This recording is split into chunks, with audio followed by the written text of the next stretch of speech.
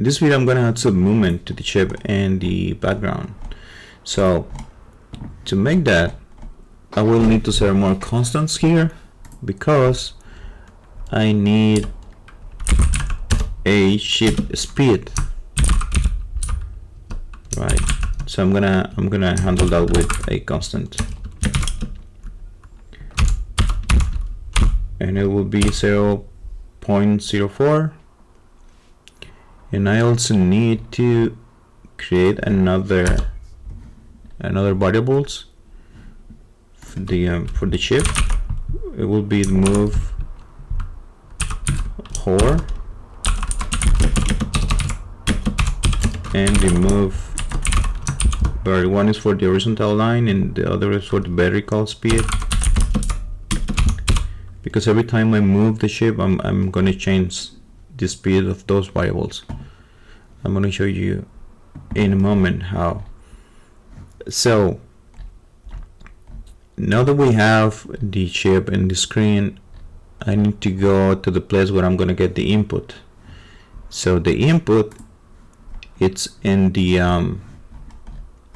it's here in this on keyboard observable. I already showed you that in the previous game, and I need to move the chip with the letters A, W, S, and D. So I need, when I press one of those keys, I need to set here the speed for the chip to start moving. So I'm gonna start with the letter A, and this will be this. It will be hor equals less this chip speed. Okay, this is wrong. Let me fix that. Here. That's it. Okay, in the case I move to the left, I'm gonna subtract the speed in the x-axis, and I'm gonna do the same for the D letter here, but this guy's in the right position. And I'm gonna add the other letter for the W.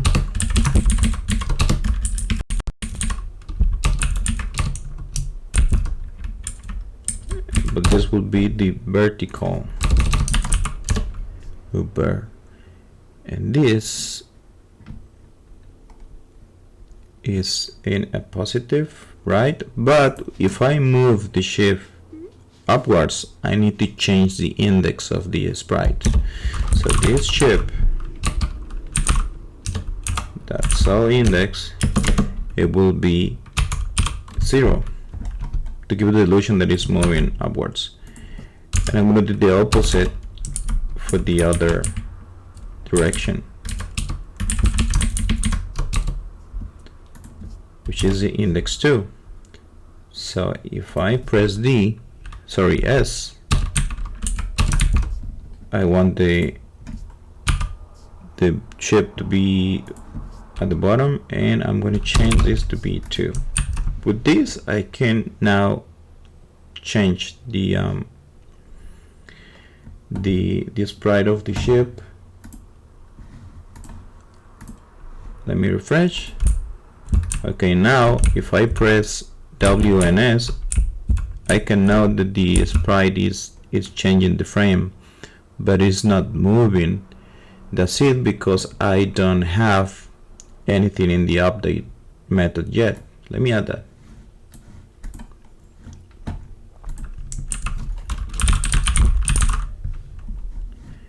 And to make that, I'm going to create another method here below this set chip. I'm going to use the update chip method, and the update chip will be checking if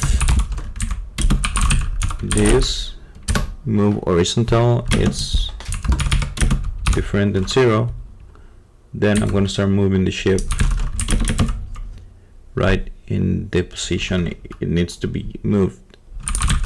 This chip that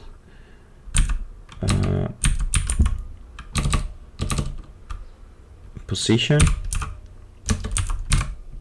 x value in the x axis. Sorry, it will be plus equals this move hover. I'm going to do the same for the other axis. So I'm going to change the value for the vertical, and this will be not x but y, and this will be move bar. So this is the update sheet, but I need to call this method inside the update, the main update method. So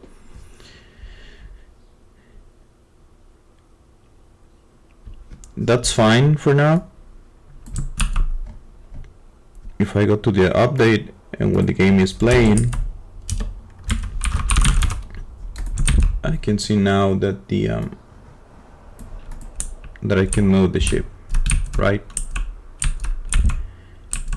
And it's moving without stopping because I need to add some more inputs. What happens when I release the button that I choose to move the ship, right? If I go now to here, what happens when I release one of those keys? Well, I will need to stop the ship movement.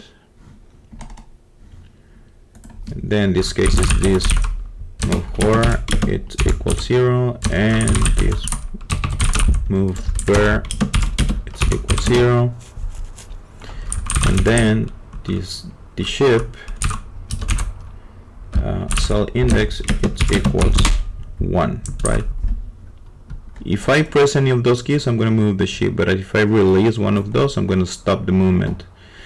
I'm going to set the speed to 0, and I'm going to change the index of the sprite to 1, like initially was. Right? So now when I release the button, then the ship stops movement. Cool. Now I need to do something similar with the star field.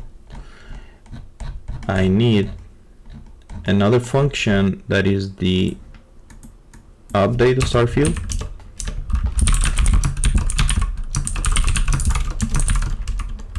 And here is where I'm going to move the star field.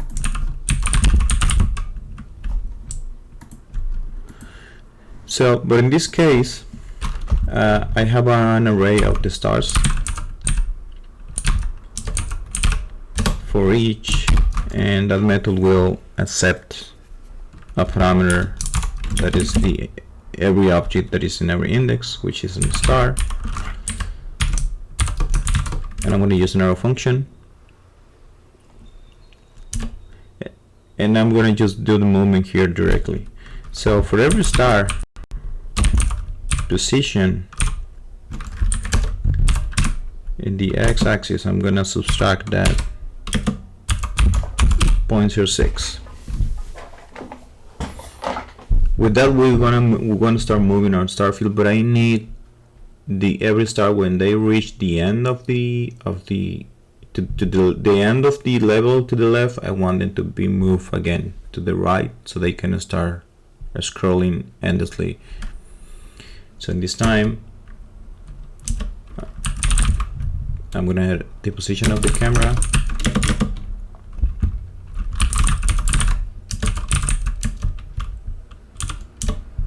and I'm gonna set the new star position.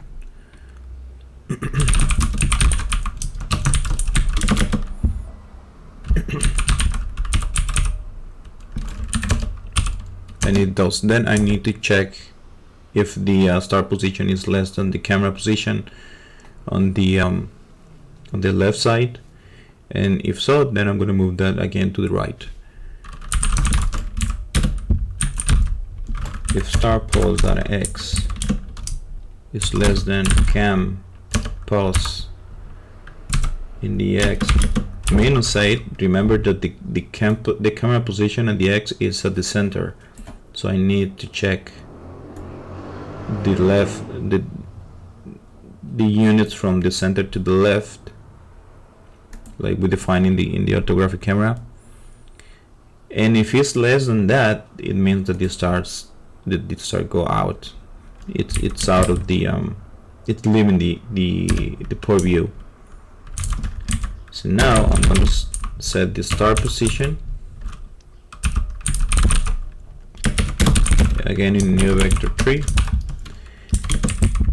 and it will be at the campus x plus a at the beginning again of the level, and I'm going to use this the random number again, and it will be, I want that to have a random number and the y-axis from -5 to 5 to change just the vertical position of the start field.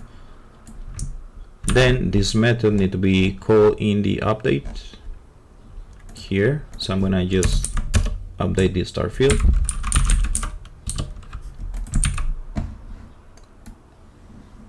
And if I go to the game again, and if you refresh that again, you can see that now you can move the chip and you have a background moving. That's it for this video. Hey, thanks for watching. And if you have any suggestion or comment, just put it below. Thank you.